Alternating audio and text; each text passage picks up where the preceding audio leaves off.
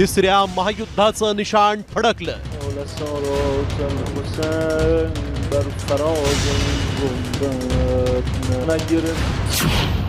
Iran इस्रायलमुळे जगात महायुद्ध.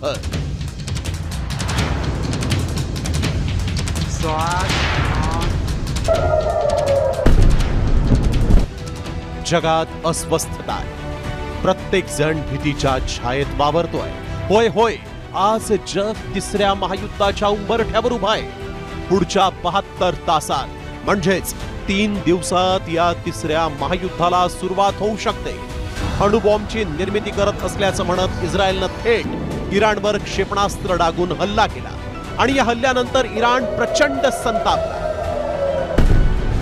Iran आता ड्रॅगन सारखी आग ओकतोय, कारण इराण